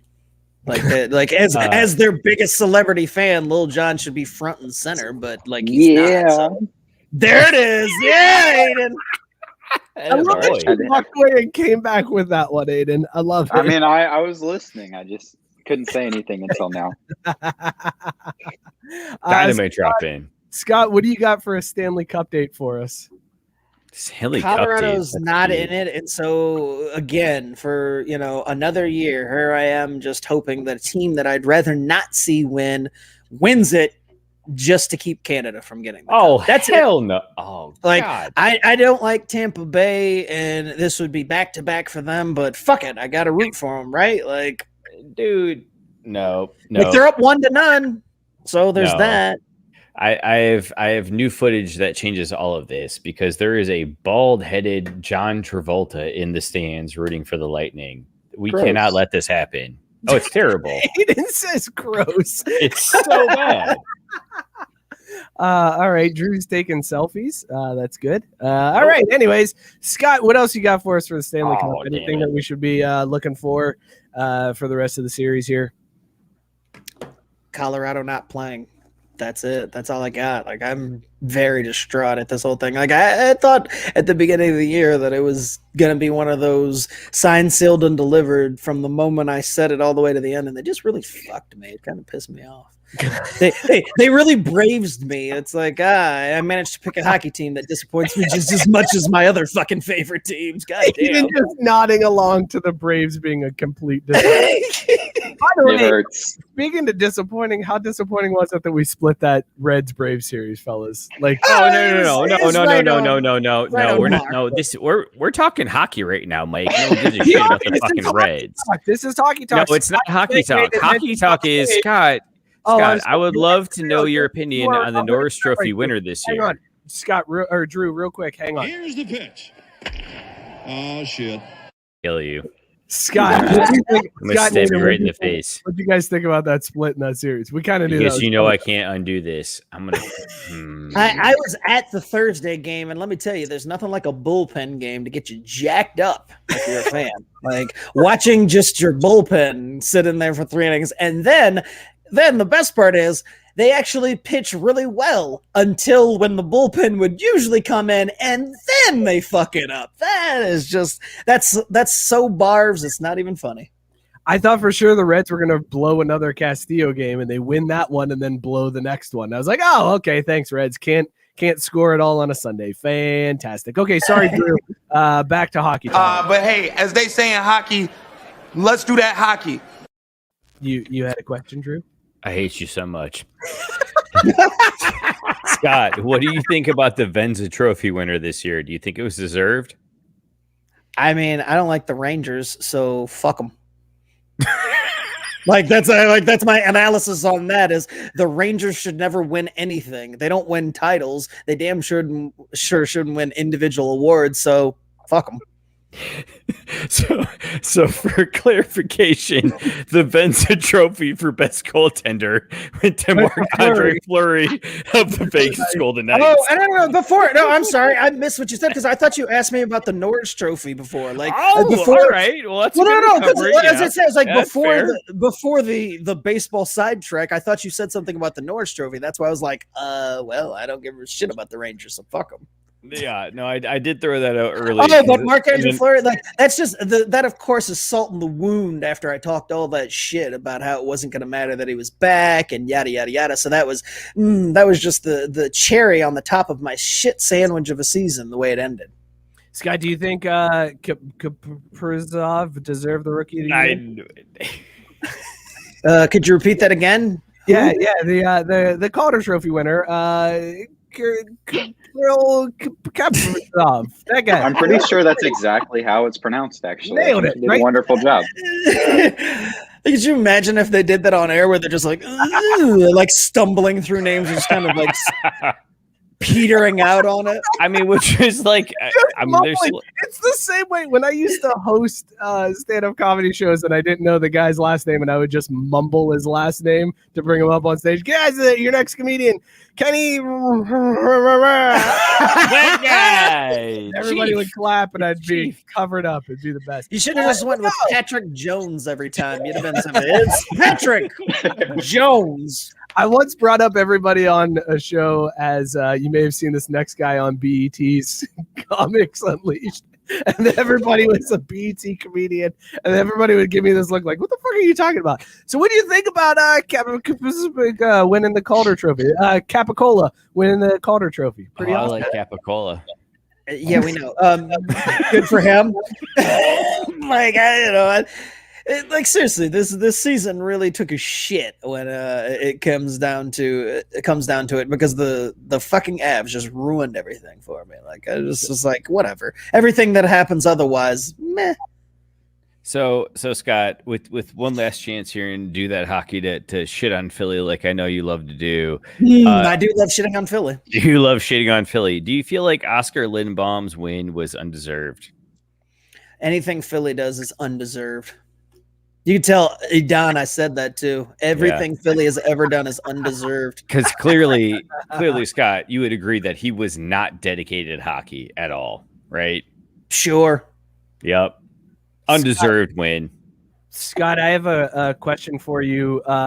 So the Hart Memorial Trophy winner, obviously this year, you know who that was, right? Yeah, sure, absolutely. Go ahead. Connor McDavid, a name that I know that everybody knows. Connor McDavid. What do you make of the fact that Connor McDavid now has more Hart Memorial trophies than he does playoff series wins? That's crazy. Nothing.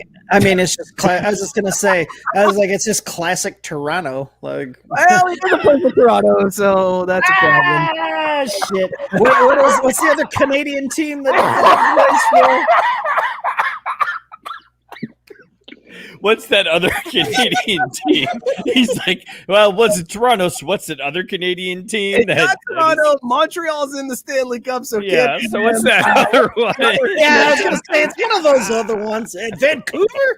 They still playing? Not that one. Keep guessing. All right, new segment. Scott names Canadian hockey teams, and we'll give them the AHL, the OHL.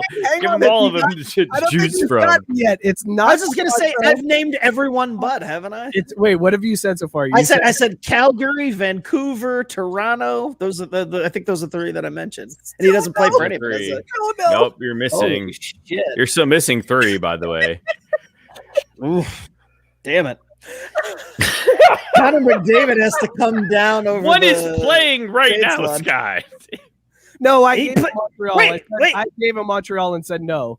Well, yeah. No. I was going to say, I was like, I knew it wasn't Montreal. Okay. I know he doesn't play for Montreal. That's why I was like, okay, he's not in the Stanley Cup final, but still I'm blanking on who else still exists. Missing two of them.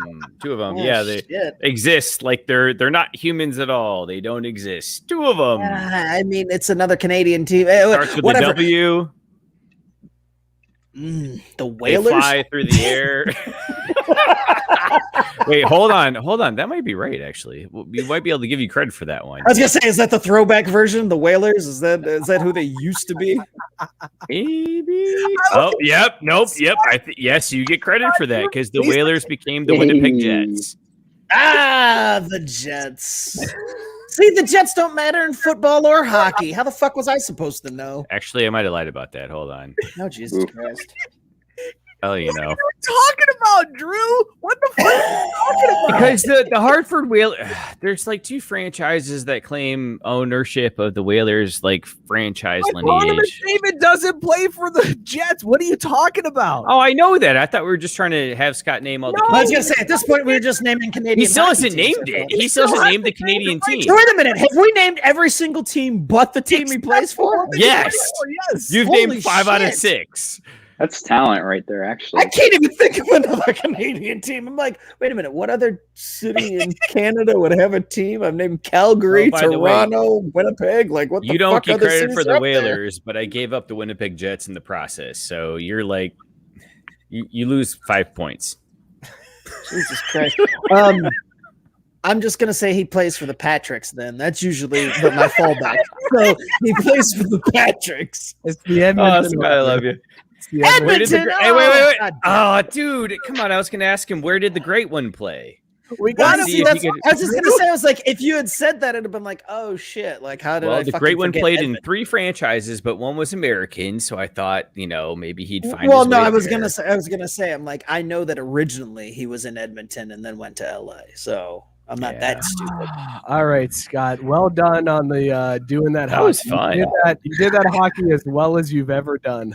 My abs, man, they fucked up my mojo. We're coming back next year though with a vengeance. I feel like you feel about the abs the way I feel about Tim Allen, just disappointed and let down. Drew, stop talking about Tim Allen. Let's talk.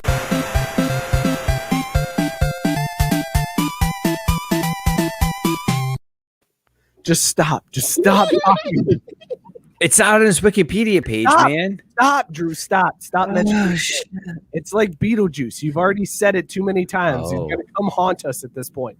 All right, so listen, the NFL is they came out this week and said that we're allowed to have more than one helmet in the NFL. The teams are allowed to have multiple helmets, and I think they're limiting it at 2, which is kind of weird that they're basically saying you'd only have 2 helmets.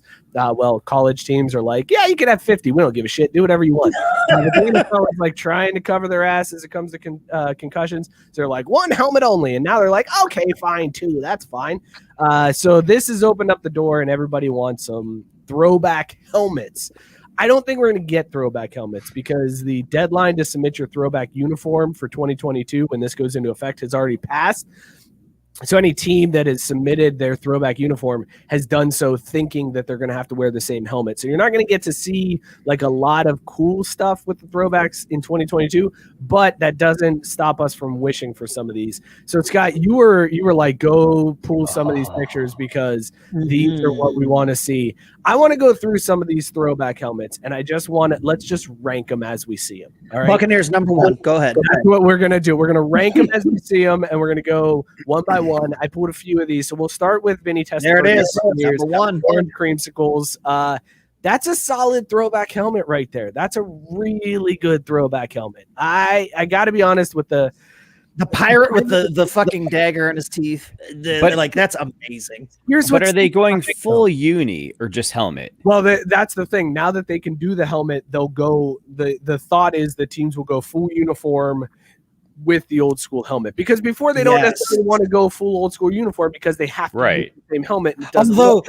Although this is the NFL, they would easily be like, hey, you can finally do this, and fucking Tom will show up on Sunday with this helmet wearing the regular old stupid ass alternate 14th jersey that Tampa Bay has right now, and you'll be like, what the shit is that? And I'm like, well, we got approved for the other helmets, but Nike sent us these jerseys, so we got these really cool helmets with the color rush jerseys. Duh. Matt Barr with the correct take, by the way. The only alternate helmet we need is a white tag.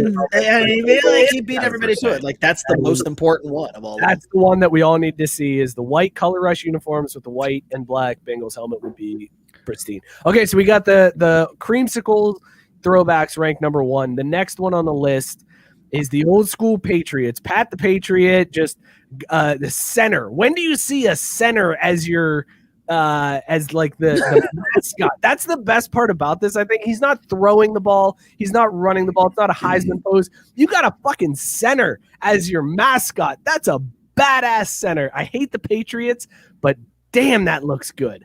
I would even say, now that Tom Brady isn't wearing it, I would put the old school Patriots above the creamsicles. What? Yep. Boo. That's a terrible No. call. Incorrect They wear these take. helmets all the fucking time on Thanksgiving. Like, who cares? These are not fresh. They're not new. They're not throwback. Next. Wow. Okay. They're terrible. And you're quiet on this one. You I don't know about terrible, but they're not better than Tampa Bay. You're going to ruin an alternate helmet on that, is what I'm saying. Hey, man, centers deserve clout too.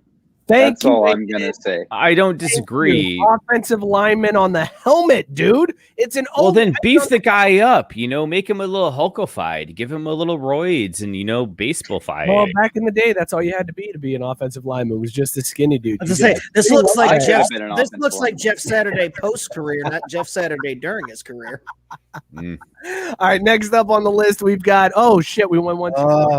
I shot my load. We got the red Falcons uniforms. Now, the Falcons have had look at Aiden. Beautiful. Aiden just went 6 to midnight on this one. Beautiful. What makes this one red uniforms to go with it? Yes. Like I want the red helmet, but I don't want them to do red helmet with black jersey. We need the red helmet, black hawk, and then go with the red uniform. And a crisper red, right? Yeah, I was going to say, because this looks kind of dull, but more importantly, to put the cherry on top, I'm going to need them to all bring back the fucking Dirty Bird, because that is what will sell it. I know that they weren't wearing these jerseys at the time, but I need the Dirty Bird to come back, period. Agreed. Aiden, what's the Dirty Bird? I know he knows. He's got to know. Oh, yeah. Let's see it, though. Let's see it. Let's see that Dirty Please Bird. don't make me do that. I was going to say, hold on a second. That's a lot of pressure. I was gonna say this goes on. That's online a little much. forever. You don't have to do the whole thing. I mean, just the right. I was just gonna say, just throw. Yeah, just throw. I'll let Scott do that, and we can enjoy what he's doing. It was a good time. I enjoyed that. He kind of killed it. One more time. Do it one more time, the Dirty Bird. One more time for us. You went leg up and everything. Oh. Jamal Anderson, as you know what, as much as I hate the 98 team because they went to the fucking Super Bowl when the Niners should have, if Garrison Hurst doesn't break his leg, the Niners are in that Super Bowl, but I digress. They're winning that Super Bowl too. They absolutely beat the fucking Broncos in that Super Bowl. Easily. Can I just say something, guys? If we're going to go throwback helmets, can we go throwback face masks too? Because I'm looking I would love to see that. The old school helmet. I would love to see that. 2-bar face mask. That needs to come back. I want to see a kicker trot out there with a single bar across his face and then go kick a game-winning field goal. That's what I want. No. But I want to hear Jadeveon Clowney too, like mic'd up on the other side of the line, like, yo, you really want to kick this? You really want to kick this? Because you might make this, but I'm gonna hit you. You really want to kick Matt this? Barr, that's absolutely correct. But fuck you. I was gonna say that was Scott's White half doing the Dirty Bird. I let Matt Barr make the comment because it's hard to do when you're fucking sitting down. God damn. All right, you did two good interpretations of it. I got a little excited. So wait, where does this one rank? Do we put the Falcons over the Patriots? Yeah, or the cream yeah, number one. Yes, but I was gonna say, but nope, they're below the creamsicles. Creamsicles are still one above the creamsicle. Wow, above mention in the ranks. All right, moving on to what I love. It doesn't matter. This is one of my favorites. Is the Eagles Randall Cunningham era. Green with this, like the gray silverish wing on the helmet. Those Kelly green uniforms. These are so fly. These are sexy. You know what else is great about these uniforms? And you can't see it in this picture, but they always wore gray pants with these too. Yeah. They didn't wear like Kelly green on Kelly green. They wore Kelly green and gray, and it matched that wing on the helmet. Oh, it was perfection. I love these uniforms. Also, this uniform looked fantastic in video games, like back on crisp. I love it. This needs to come back. Drew's upset about something. Gotta check hockey score. Hold on. I'm putting this at number 2 behind the Bucks. Lightning just popped one in. Oh, so you're going for the Canadians on this one, huh, Drew? I hate the Lightning. I hate them so fucking much. Right. So Steve do Eisman I. left us to go there. Fuck them. I'd rather have Canada have the cup than these fucking No, assholes. because then it ruins our intro, and I have to redo that, Drew. So please, come on, Lightning, just so that I don't have to redo the intro. All right, so Scott, you're putting this just behind the creamsicles, huh? I am. These are really nice, and what really pops them off is that 75th anniversary patch, which the Niners are about to get their 75th anniversary throwbacks announced tomorrow. The Nike accidentally released the images of them today, Is that and what I cannot was wait. talking about where he said the 49ers. I was just gonna say I didn't even see his comment, but yes, they're bringing those shits back, and they had already brought back the white versions of them 2 years ago, and now they're bringing back the red, and I was like, fuck, I just bought like 3 jerseys. I need 2 more. That's going to be slick. All right, following up on the Eagles and their beautiful uniforms is the Warren Moon era Oilers. Now, this is going to be tough because the Oilers have relocated and are no longer in Houston, but they are saying that Tennessee could potentially go and rock an Oilers uniform. But did they have the rights to? Yes, but Oilers the Houston namesake? Texans can't. No, not the Houston. Yeah, no, no, I was gonna say I know the That Texans makes can, all but- the sense in the world, which is right? why Tennessee has the rights to it. Like, all the history is gone with Tennessee. I don't like. I mean, 100%, Matt. 100 permanent jerseys for Tennessee. Dude, look at how pretty these are with that powder blue, though. no, but it's the Powder powder blue blue. that makes it, man. It's the It jersey really that is. makes it, not the helmet here. That's my issue. Yeah, I was gonna with say it. it's the jersey that's Yeah. better than the actual helmet. Like you could swap that helmet out for something boring like the Lions, and it'd look good. The helmet is kind of ugly. It's not a great logo. It's just a crappy design for the Oilers. I mean, it should be What's nice splooging more about it? oil, Splooging out oil. Actually, I No, think I said Drew's onto splooging more oil. Oh, is it splooging any oil though? I would Doesn't love look like to it's Yeah, I splooging think it anything. is. I would It's love to splooging see a that little in the bit. marketing meeting where they're like going over the branding and somebody's in the office. He's like, listen, man, this is great, but it needs to be splooging more oil. And then somebody in the art department's like, got it, chief. And they're like, how about that? Is that enough splooging oil? They're like, yeah, that's much better. That's like one of those scenes in the beginning of a Sean William Scott film where he's like in the boardroom. He's like, I'm going to shoot my shot. Sir, I think it should be splooging more oil. And they're like, oh, yeah, all right. John Williams Scott, a guy who has only played one role his entire life. Like, I feel like he's only played Stifler. Yeah, That's basically, definitely- but who the hell cares?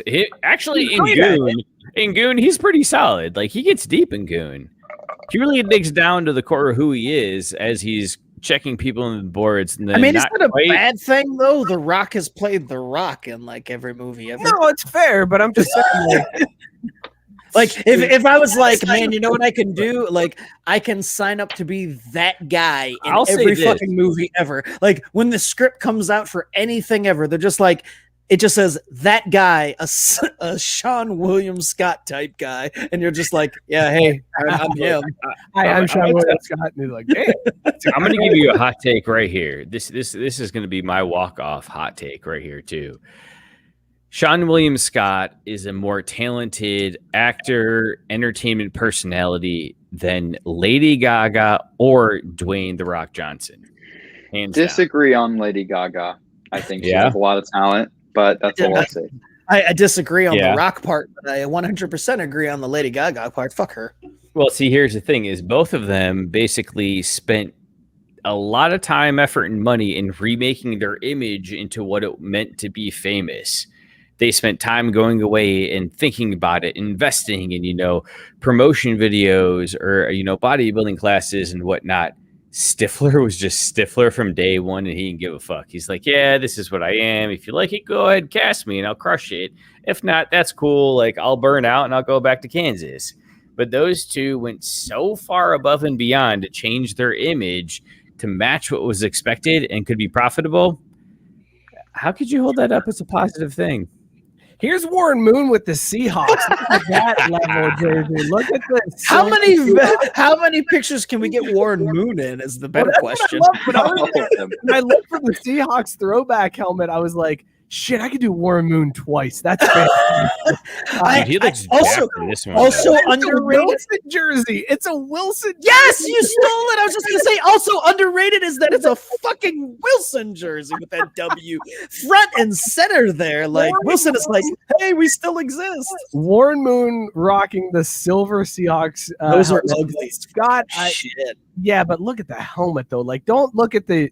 Don't look No, down. look. Hold on. No. Okay, and Solid. I know everybody's gonna think, oh, 49ers fans, he hates the Seahawks, blah blah blah. But look, when this was a thing, the Seahawks weren't in the same division, and they sucked balls my entire childhood. And I always thought, who the fuck designed that fucking logo? It looks awful. I had always hated that Seahawks logo, and so they can do away with this and never bring it back. I mean, it's better than the garbage they have now. I mean, but that's not hold saying on, Scott, come on now. That logo was an homage to the Native Americans in that region. Like it was building on the totem pole culture, whatever. I'm gonna screw this up, but like that's where they pulled it from. And I mean, come on, look at that thing. That thing is dope. It's flying hard. It's just gonna shoot right for it.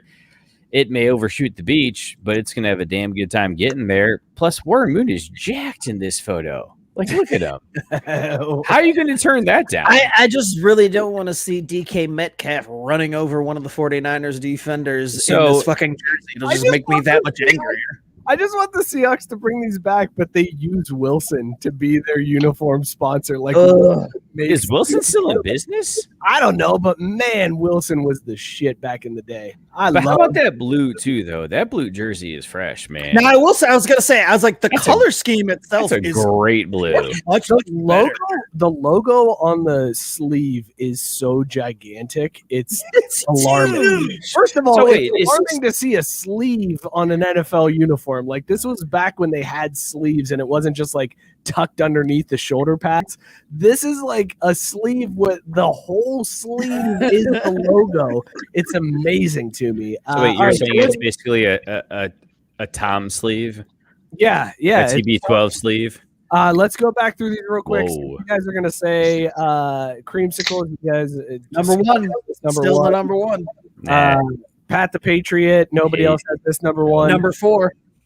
69. Number 2. Number 2. Wait, you put this number 2? I thought you put something else number 2, Scott. No. This is number 2, right behind the Bucks. Number 2. You had this number. Number 1. The Eagles number 2. Oh, you're right. I did have the Eagles number 2. I'm sorry. Yeah, Scott doesn't even know what he's talking about. Like the Eagles in Atlanta, like flip flop them. I don't give a shit. You're like, give me a bird. No, the Eagles are clearly the 1. Atlanta the 2. Thank you, Drew. Eagles are definitely no. Tampa Bay is number 1. No, Tampa Bay is not even on the chart. Pat the Patriot deserves to be up there, and also the Tampa Bay creamsicles are ugly because it's going to be Tom Brady and Gronk wearing them. So now I will say that's the only problem is that I'd have to enjoy those jerseys with all those fucks wearing them. Yep, have fun with that. But think of it this way: maybe they'll give out free creamsicles at the game. I'd be down for that. Go? I mean, that'd be solid for a free creamsicle. Sure, why not? You're gonna get a. That's a long trip just for a creamsicle. Buy a game to get a creamsicle. $2. I mean, there's a lot better ways to waste, weekend watching football. Oilers, we're saying it's a better. Yeah, I think that nobody's going for the 3. Seahawks, good 3. Oh, 3. 3. No, Seahawks is the worst one on the list.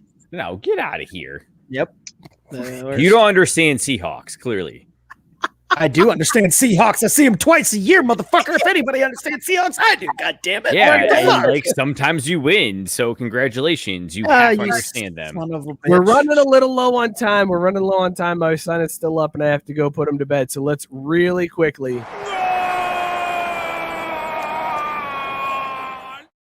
The Euros are a thing. Like, that's a thing right now. So we're running low on time, or you're running low on time? I'm running low on time, which means the show is running low on time. Bam, nailed it. So France. Things getting physical in Tampa, by the way. France, it came out that France, even though they've been eliminated from the Euros, they had a strict sex ban while they were participating in the Euro Championship. Boo!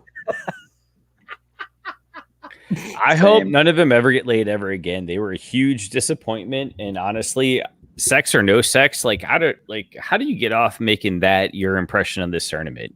That's why I still call them freedom fries. Terrible. Goddamn right. And freedom toast, bitch. That's right. We took that over too. He just laughs. He looks down and laughs. I was just gonna say, hold on a second. I was just gonna say, wait, Aiden, do you understand that reference? Oh no, I do understand. Okay, because I was like, wait a minute, age check on this one, because you would have been like 3 or 4 when that happened, so I wasn't sure if you understood that one. Also, to be clear, they can keep their piece of shit dressing too. We don't want that shit. Oh yeah, that shit sucks for sure. No.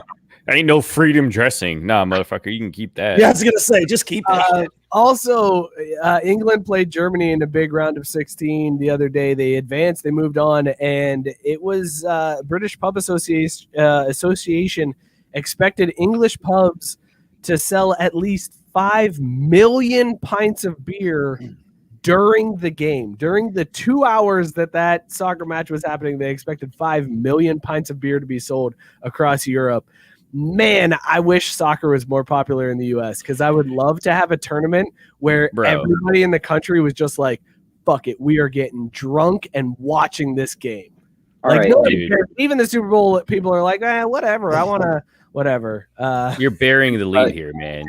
Aiden, you want to weigh in? Yeah.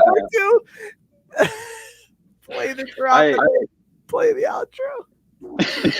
Oh, shit, that would have been an all-timer. All-timer. I almost did. Quick comment, though. The population of England is 55 million. So if you do the math, it's not that impressive. They could do better. Bring it up to 10 million, and then I'll be impressed. But you know what is impressive is the unabashed and unapologetic behavior of their fans. So this game was played in England, and they're allowed to have 40,000 fans in the stadium. So I think Germany got like 5,000 tickets or whatever. Towards the end of the game, extra time, 2 minutes away from victory, they showed this girl crying into her father's arm on the Jumbotron in the international broadcasts. And I shit you not, 2 seconds later, the entire stadium erupts in cheers, cheering and whistling at this crying German fan and her father, just so excited that they beat their team, just is celebrating it as a nation. And when pressed after their fact, their players are just kind of like, "Oh, I didn't really hear that. I didn't notice. I was, playing in the game." But then you talk to their media outlets, you talk to their club supporters, and like, "Oh yeah, we know what we did. We'll stand behind it. We'll do it again next week too. Just watch." So a bunch of assholes. That's what I'm hearing. A nation that cheered when a small girl cried when her team lost. Hats off to you, boys. Get it done in the next round.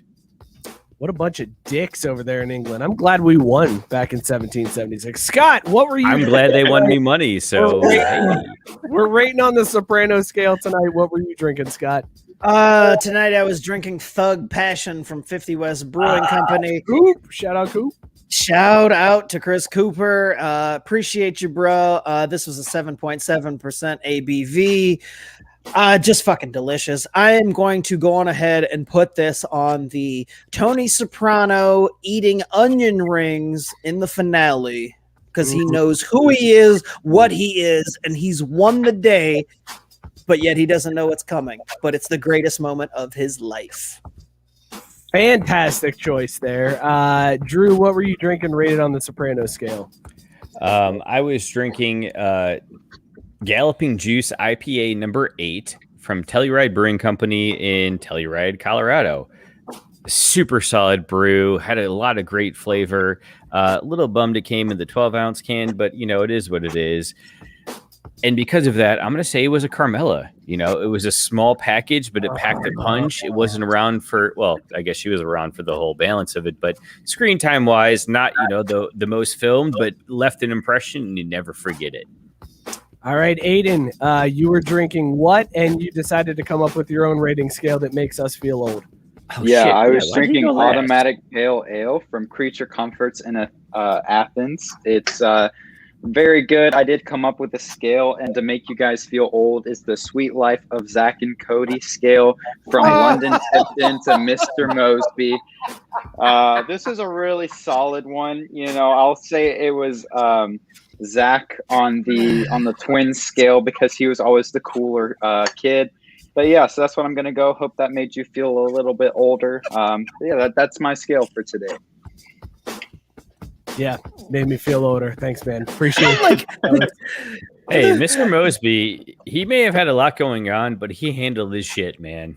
Exactly. That's why he's the GOAT character. Absolutely. All I keep thinking about is the fact that those kids were in the Adam Sandler movie with Big Daddy talking about, I wipe my own ass. Like, that's all I got. That's it. This week I was drinking Coastal Companion from Woods Boss Brewing in Denver, Colorado. This one is hands down a Polly Walnuts. Just the tried and true, the one that makes you laugh, the one that's my favorite character on the show. Me some Polly Walnuts. I love Polly. one of my favorite moments in the whole series was when Paulie Walnuts got arrested and he was in Youngstown because he got picked up in Youngstown and he was arrested in Youngstown. I was like, he's in Youngstown, baby! Fuck yeah! They're just in Youngstown, The Sopranos. I got all excited about it.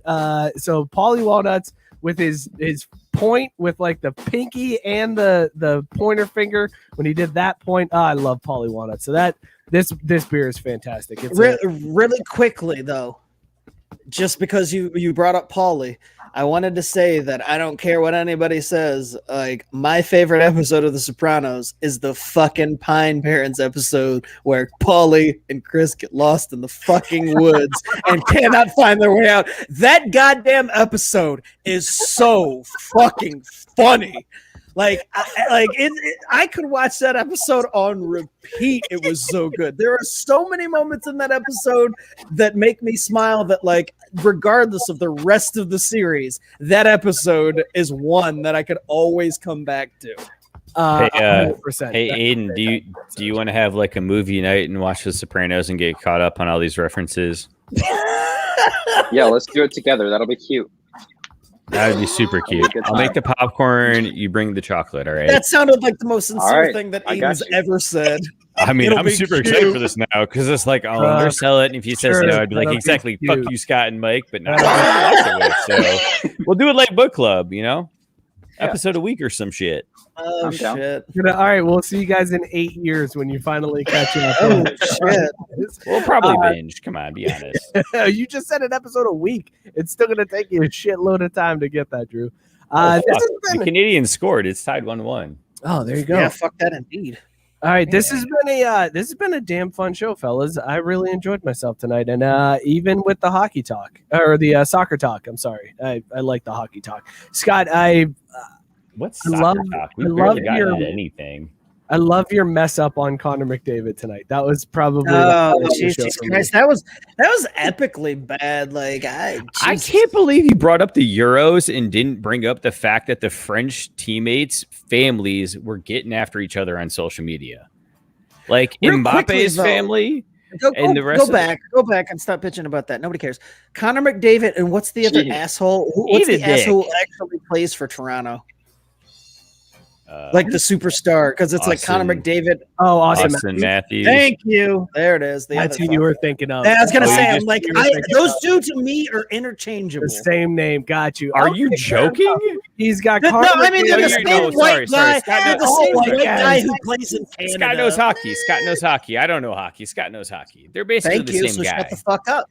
You're absolutely right. A center and a winger are completely the same guy. Thank you guys for tuning in. We appreciate it. Be sure to support all the podcasts on the Belly Up Sports Network, bellyupsports.com. Tons of great content going up there. Awesome podcast. Be sure to subscribe, rate, and review to our podcast wherever you get your podcast. Like the show on Facebook. Follow us on Twitter and Instagram at Craft B Sports. We're so close to 1,000 followers. Just fucking put us over the top. Come on. Do it. Just go do it right now. Follow us at Craft B Sports. Be sure to subscribe to the YouTube channel. That's where we're doing the show live now. From now on is YouTube. Really close to 100 subscribers there. So go like the page or subscribe there. Ring the bell. Help us out. Thank you guys for tuning in. We will see you all next week. Cheers. Wait, there's the bell? Scotty, take Jobu's lead. Shut the fuck up. Suck a dick, Tampa Bay.